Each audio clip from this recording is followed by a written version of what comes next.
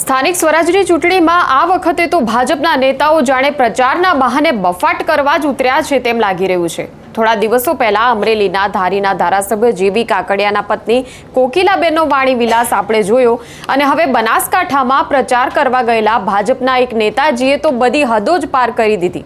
Stage પરથી ખુલ્લેઆમ ધમકી આપતા આ નેતાજી કહી રહ્યા છે કે જો આ વખતે મત આપવામાં ભૂલ કરી તો અમારા પણ પગ ગાંધીનગર નહીં ઉપડે। શું છે આખી ઘટના તેની વાત કરીશું આ વિડીયોમાં। નમસ્કાર, નિર્ભય ન્યૂઝમાં આપની સાથે હું મયુરી।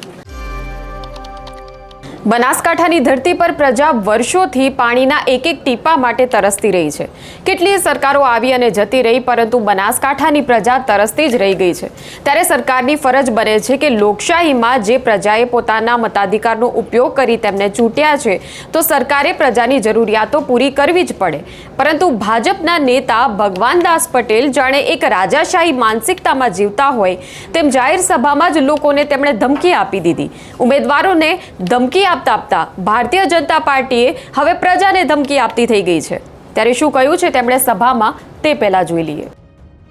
પાડી ગયો તો વોટ તો હું તો કોક કરો, અલ્યા ભાઈ તમારા પાસે કોઈ સામાન રહ્યો નથી, કોમ લઈને જશો તો કેસે સરકાર મારી નથી, તો મત મહેરબાની કરીને ન બગાડતા, કોઈની વાતોમાં ના આવતા અને ભરમાવશે, આપણને ભમાવશે, તો સમગ્ર જાતિને ભરમાવશે।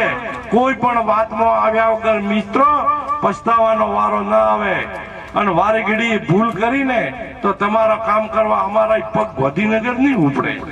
આ તમને સ્પષ્ટ કહું, હજી ભૂગળો પડ્યા પોણી મારી નોખ્યા। વિચાર કરજો, જો તમારું ભવિષ્ય, તમારી આવનારી પેઢીનું ભવિષ્ય જોતા હો, સુખાકારી તાલુકામાં જોતા હો, તો ભારતીય જનતા પાર્ટી સિવાય કોઈનો વિચાર નહીં કરવાનો અને કમળને જીતાડીને મોકલીએ। એ જ વસ્તુ ભારત માતા કી જય। તો જે રીતે તમે આ વિડીયોમાં જોયું, ભગવાનદાસ જે પ્રોજેક્ટની વાત કરી રહ્યા હતા, 150 કરોડ રૂપિયાનો પાણીની પાઇપલાઇન નાખવાનો આ પ્રોજેક્ટ હતો, પરંતુ બનાસકાંઠામાં આ પ્રોજેક્ટના હજુ સુધી ભૂંગળા જ દેખાઈ રહ્યા છે। પાણી તો હજુ સુધી પણ લોકો સુધી પહોંચ્યું નથી। તો પહેલા ભગવાન પટેલ એ વાતનો જવાબ આપે કે તમે તો બનાસકાંઠામાં લાંબા સમયથી શાસનમાં છો, તોય જનતા શા માટે હજુ સુધી પાણી વગરની રહી ગઈ છે?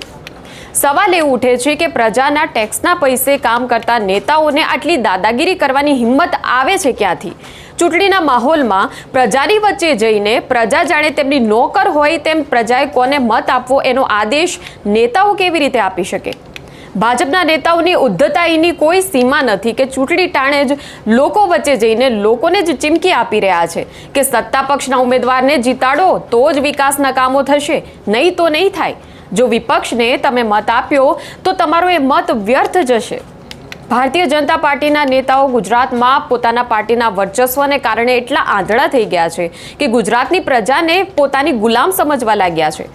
ભગવાનદાસજીને કદાચ ખબર નથી કે નેતાઓ જો તમે બનો છો તો એનો અર્થ એવો નથી કે તમે કોઈ રાજા બની ગયા છો।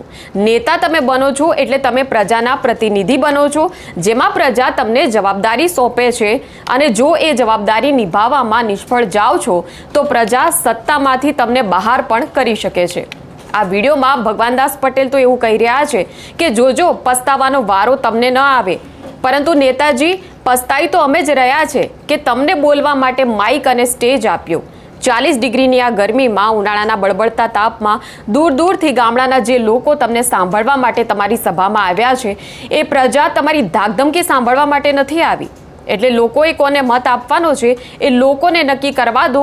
તમે પ્રજાલક્ષી કામોમાં જો તમારો સમય આપશો અને જો તમારી જે બફાટ કરવામાં સમય બગાડ્યા વગર તમારો સમય જો પ્રજાલક્ષી કામોમાં આપશો તો તમારા સત્તા પક્ષને તેનું અસ્તિત્વ ટકાવવામાં વધુ ઉપયોગી રહેશે।